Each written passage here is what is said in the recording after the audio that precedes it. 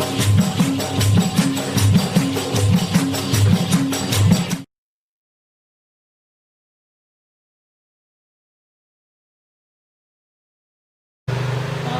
di tubuh ke sejarah dia, sejarah dia.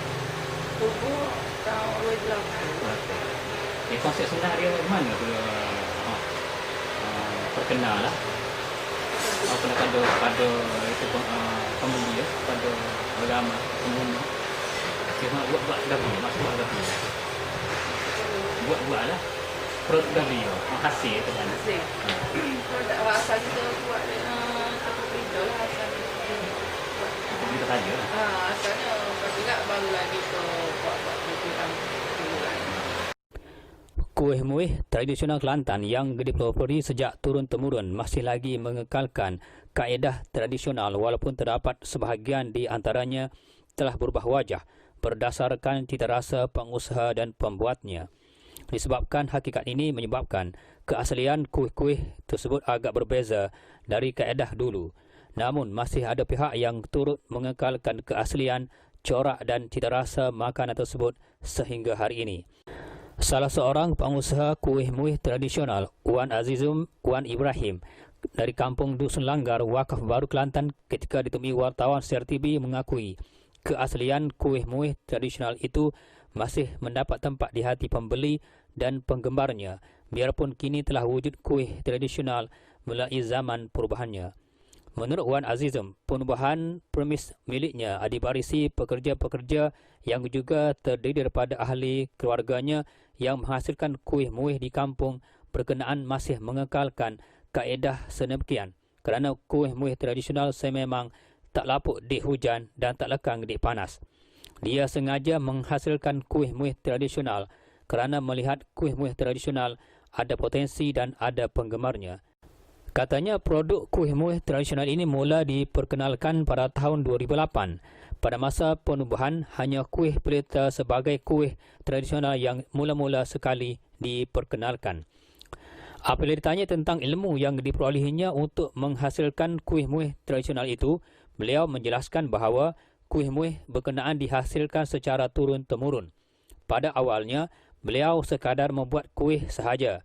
Tetapi disebabkan tiada sebarang kerja yang patut dilaksanakannya, beliau mengambil peluang itu dengan memerhatikan kemampuan beberapa pihak yang berjaya menghasilkan kuih-muih berkenaan. Hasil dari pemerhatiannya itu menimbulkan ilham yang tidak terlintas sebelumnya dan bertitik tolak dari ilham itu, beliau mula memasarkan kuih-muih berkenaan terutamanya ke kedai makan sehingga mula menerima tempahan dari pelbagai pihak. Menurutnya, sebelum berkecimpung dalam pembuatan kuih-muih ini, beliau sekadar melihatnya sahaja dan selepas itu tambah pengalaman melalui pendekatan kursus yang dianjurkan oleh pihak kada. Dalam masa kursus yang dianjurkan pihak berkenaan, terdetik dalam hati untuk mencuba produk terbabit. Wan Azizum menambah, di antara jenis-jenis kuih yang telah dipasarkan oleh pihaknya dalam sehari seperti kuih tepung pelita berjumlah 1,000 biji tidak termasuk tempahan. Selain itu, pihaknya telah menghasilkan kuih koci 400 biji, karipap 400 biji, donat saiz besar sebanyak 60 biji dan pizza 50 biji. Menurutnya lagi, sambutan pembeli terhadap kuih-muih tradisional berkenaan semakin menggalakkan, bukan sahaja dipasarkan ke kedai-kedai makan tetapi juga kerap menerima tempahan dari pelbagai pihak seperti pihak sekolah, asrama ini setiap hari, pejabat dan agensi kerajaan dan majlis kenduri kahwin. Bahkan dari perkiraannya, setakat ini kira-kira 4,000 biji kuih perlu dihasilkan disebabkan permintaan yang semakin meningkat dari sebelumnya. Tentang pihak asrama yang membuat tempahan, beliau akan mengikut menu yang dinyatakan oleh pihak berkenaan. Katanya, lazimnya kuih-muih yang ditempah untuk sesuatu majlis kadang-kadang pihaknya akan menghantarnya, malah ada juga yang diambil sendiri oleh pihak yang menempah.